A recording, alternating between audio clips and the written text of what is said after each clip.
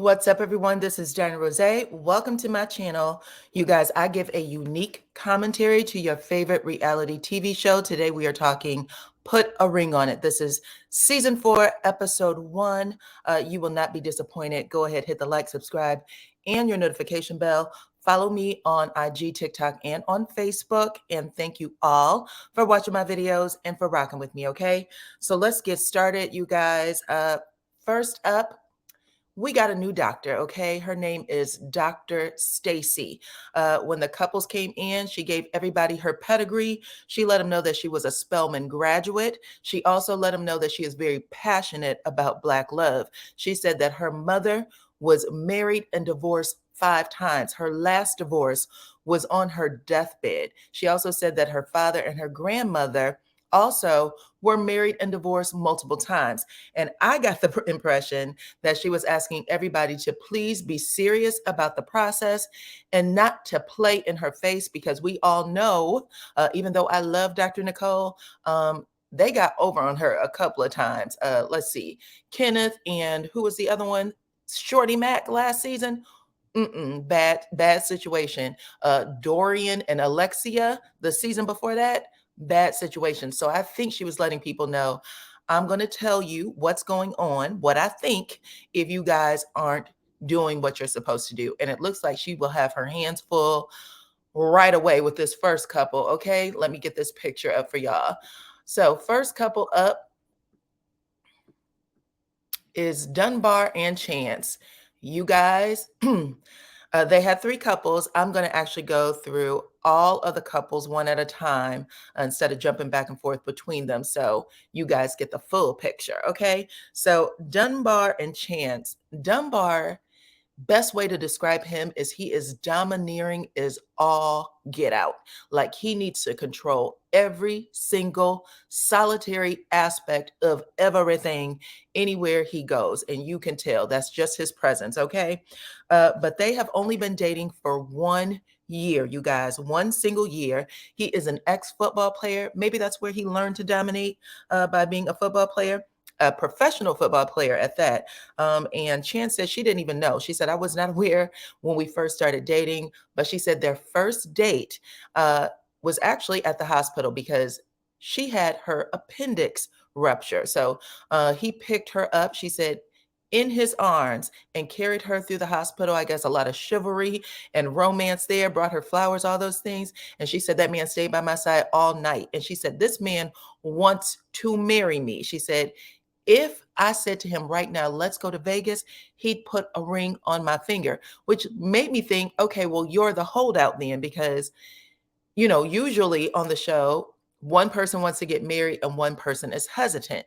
But as they started talking, it's Dunbar who wants to get married, and it's also Dunbar who is hesitant. So I don't know. It seemed weird. And I'll tell you what I'm talking about.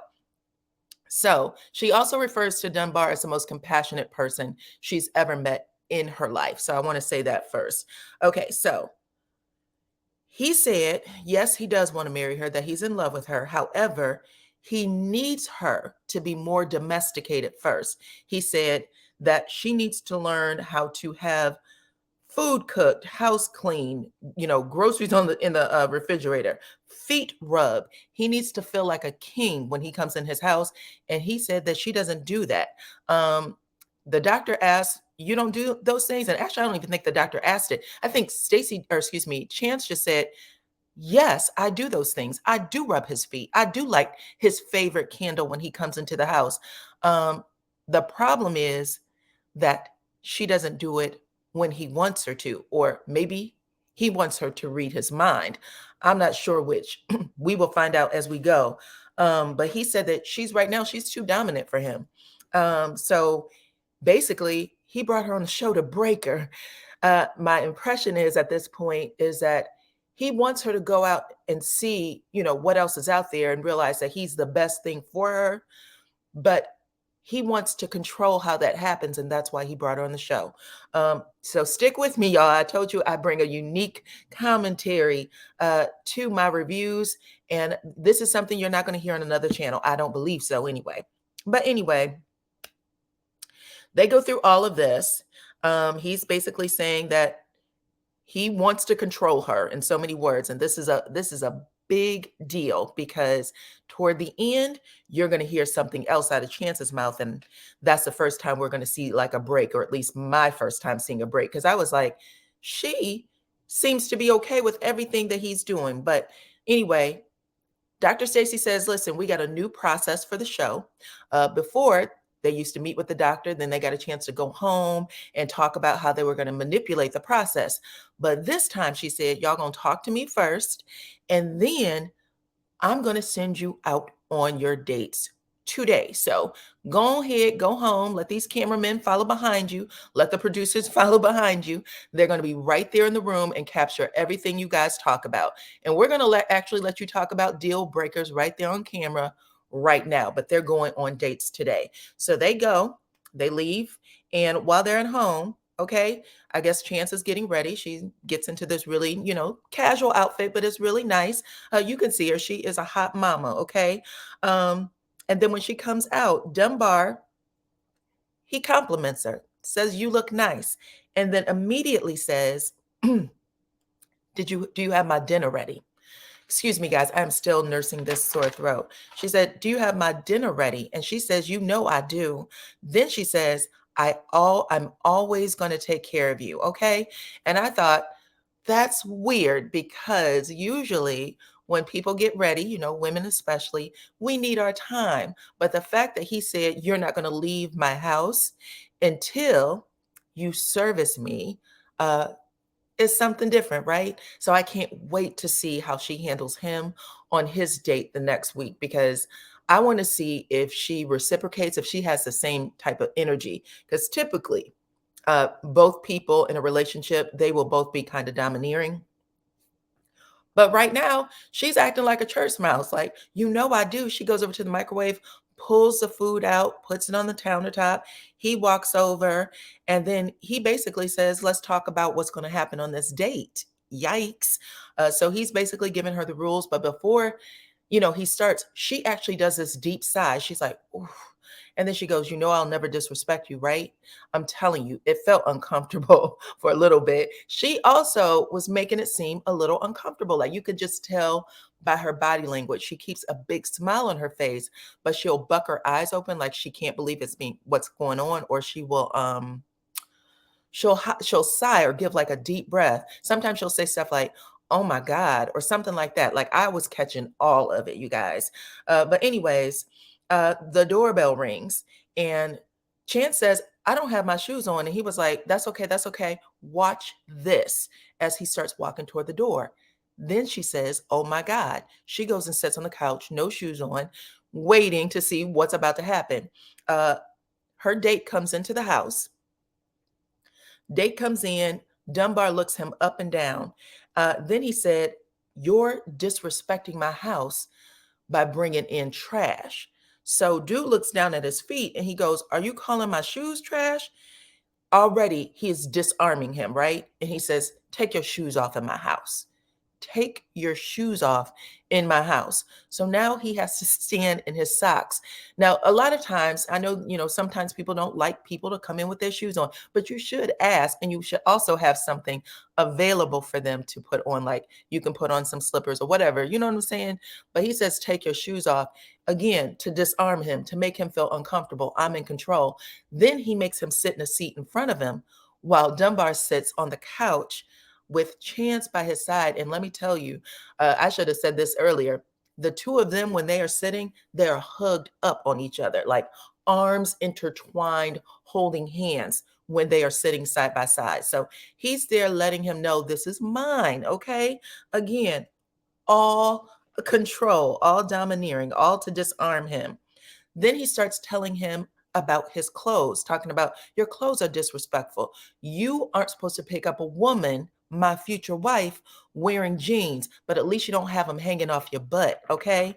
Then you guys, he asked him if he knows his father. Dude said, "Yeah, I have a great relationship with my father." He said, "Okay. How about your mother? You got a good relationship with her?" He's like, "Yeah, I got a good relationship with my mother." Cool. Now the whole thing, I should say this too, the whole thing was very reminiscent. of the movie Bad Boys. Y'all remember Will Smith and Martin Lawrence? If you've never seen that movie, you could probably Google the scene.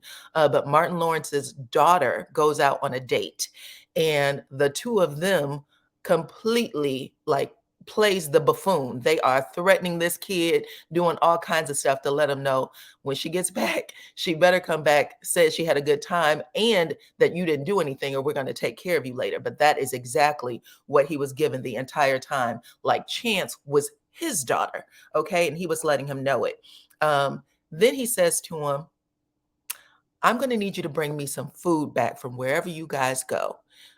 Chance starts laughing. He looks over at her and at dude and said, I'm not laughing. What's funny? What's funny? She goes, oh. So I don't even know if this is something she's seen before. Like maybe she knows that he can act a fool, but she doesn't know exactly what he's going to do. These might be some new tricks that he's pulling from out of his sleep, because she keeps herself, her demeanor calm. She just kind of makes very small, like eyes bucking, or she'll be like sighing or doing something like that. So, anyways, after that, he says, do you mind if you pray, if I pray, do you mind praying with me? You guys are beautiful people. I want to make sure that you guys have a good time on your day. Do you mind praying with me? The dude says yes. Stand up in his socks, closes his eyes, hold this man's hand, while Chance, he tells her, I need you to stand behind me and put your hand on my heart. So she is standing behind him with her arms under his arm, hands on his chest. This man gives a prayer that ends with, Lord, please don't let these hands that's blessed this prayer bless his ass. Okay. Dude opens his eyes immediately, like, and you could tell that the words, this mother is running through his head. He is like completely shocked. Okay.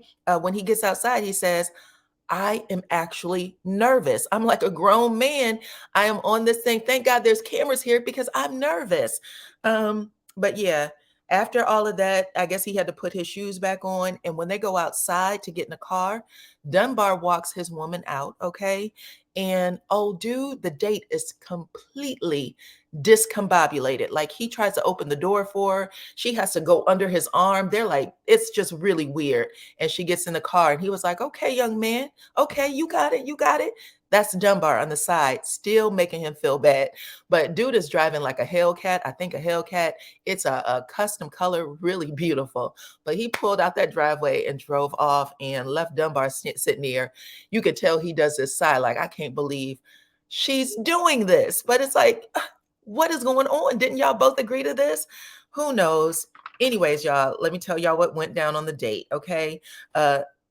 What the purpose of Dunbar doing all of that mess is so that he didn't get any ideas that his woman would not be turned on, okay? And that he would definitely not be able to recover from it. This date would never be able to recover from what Dunbar just did to him. He sunned him from the time he walked into the house until the time he got into the car and pulled out the driveway. But child, unfortunately, he did try to recover just a little bit, and then she sunned him, okay?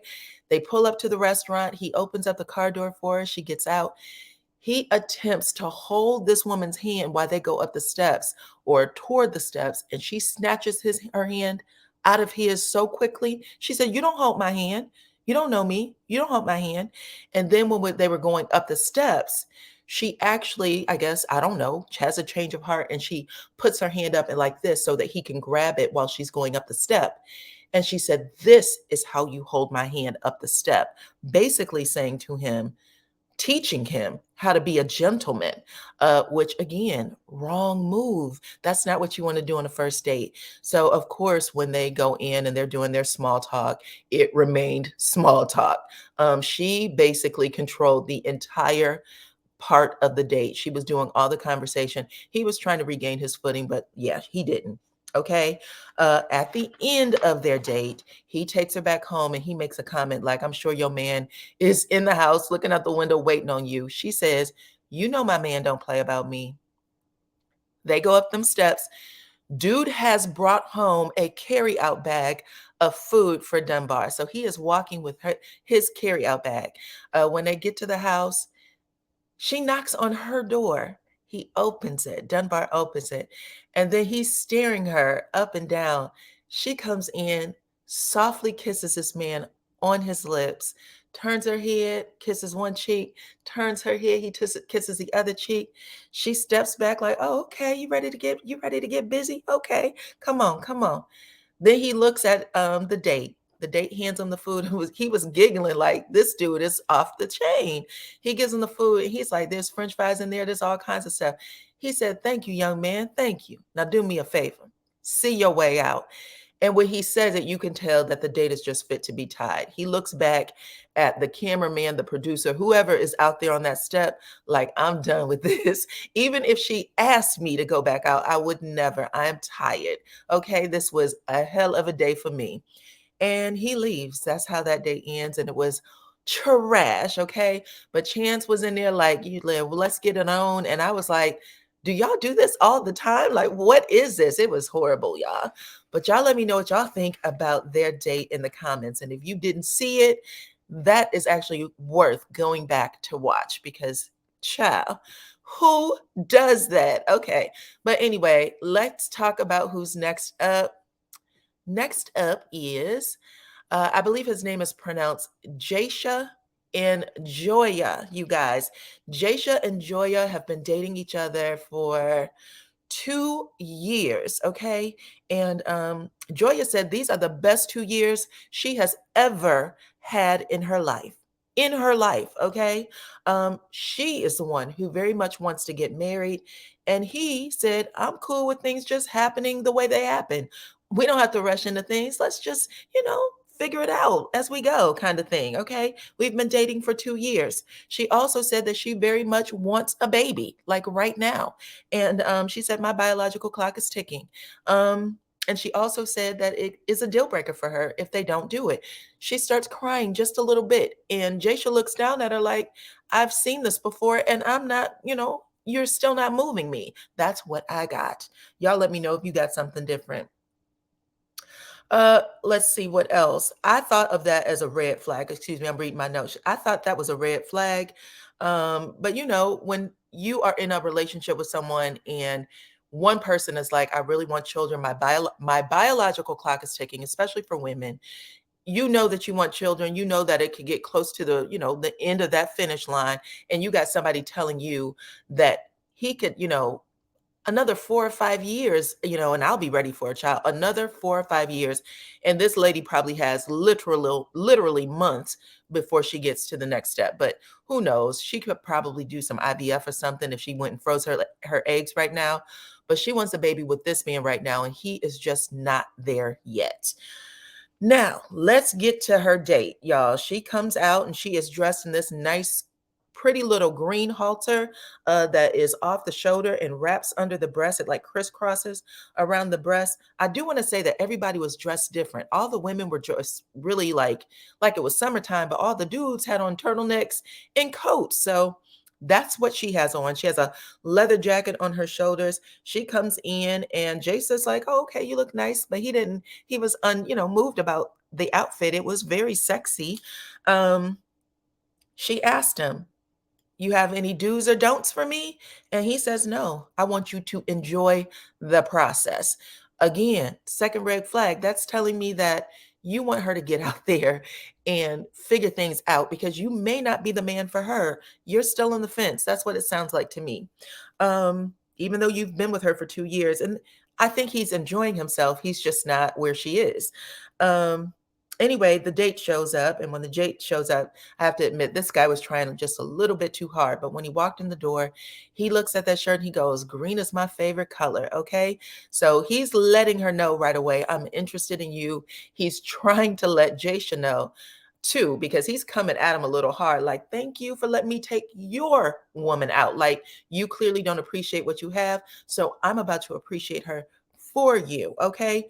But Jasha is unmoved. He's like, you look, he almost gave dude pounds, like, "Yeah, okay, take it. Look, you need a little pocket money. You need some money to go out and have a little dinner, make sure she has a good time." He did not give a damn. Okay. That's what I got. But when they went out, again, Old dude was trying way too hard. He was complimenting her a lot. She was trying to get into it. At one point, we find out that she actually has a son, an 11-year-old. So she wants another child. But that's pretty much it. Somewhere along the date, he kisses her hand. He has food on his mouth, in the corner of his mouth. She wipes it off for him. When she gets home, she let Jasha know what happened. Again, in an attempt to make him feel just a little jealous, I'm assuming.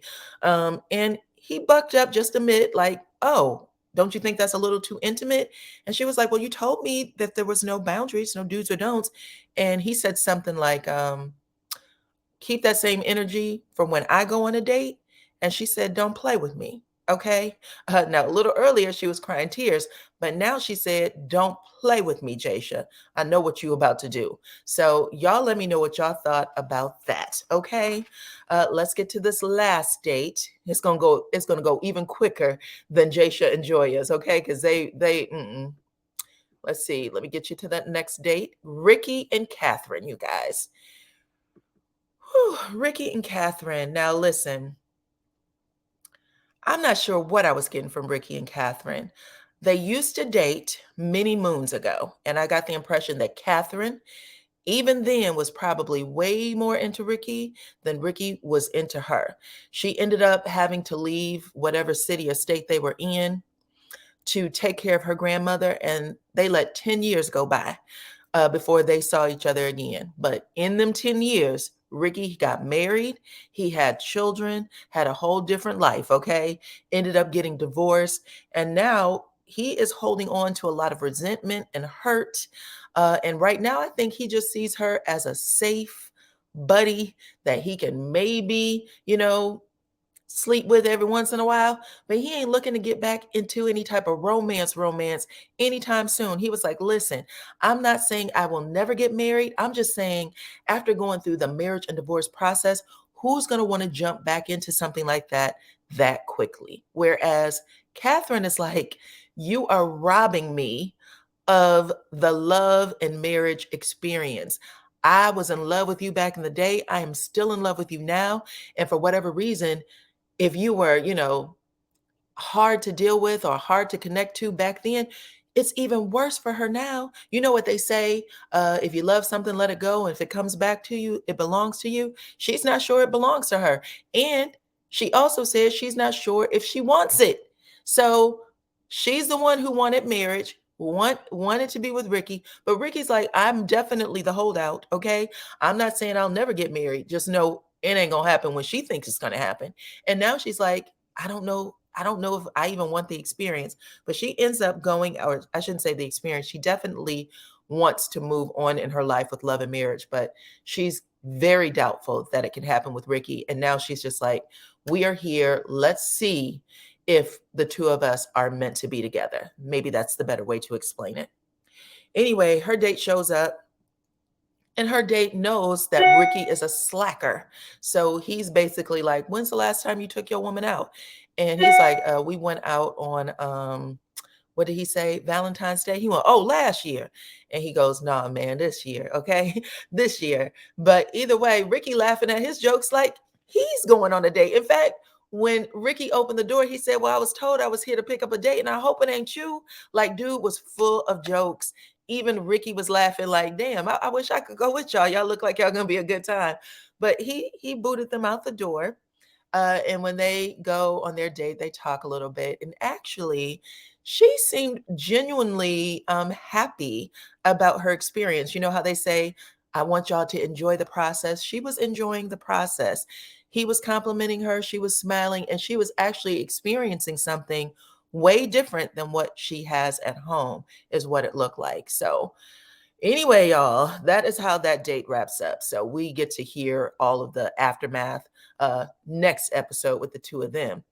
But when they come back, they end up talking to Dr. Stacy about what happened, Dunbar and Chance specifically, y'all. And let me get my notes for this to make sure I don't leave anything out. Dunbar and Chance are in the hot seat, and they tell her everything that happened before the date, all the way to the end of the date, from him making them take off the shoes to the prayer to what happened when he came back and bringing him the food. Basically, Dr. Stacy says, listen, You didn't allow Chance the opportunity to experience a real date with this man. You controlled absolutely everything. And there's no way that this woman could respect this dude because you were acting like her father. Okay. You were acting like his father too. And for whatever reason, Chance and Dunbar are insulted by that. Um, in fact, Chance yells out, "Let me be clear. He does not control me." And I'm like, but he does. And that was the whole point of y'all coming on, was him saying he needs you to be a little more on top of things. You need to be, controlled more, basically. And I also got the impression that that's not the first time she's ever heard him say that. So y'all, they look like they're going to pop off quite a bit based on the previews that we see for future episodes. But Chance did not like what Dr. Stacy had to say. Dr. Stacy was really clear in saying, your man, Dunbar, changed the complete trajectory of this date. For whatever reason, Dunbar and Chance are now trying to, ask the other couples in the group, do y'all think he was being disrespectful? Do y'all think that he, made changes? And they all said, yeah, girl, he absolutely did. He was disrespectful as hell. He did change the trajectory. And what is there to argue about? Clearly, you've heard this before, Chance, but she was heated. And you can also tell when they were sitting, again, intertwined on each other, that they were talking to each other out the side of their mouth, but they didn't want the camera to see them. But literally, Chance had a smile on her face the entire time until they met back up with Dr. Stacy, and then you could see that her facial expression changed. She was upset. Okay, but that is how it ends. I give this episode, if I had to rate it, it was a 10 out of 10. I do like all three of these couples so far. I would love to hear what you guys think in the comments. Please like the video, subscribe to my channel. Let me take this down, hit your notification bell, and I will check you all on the next one.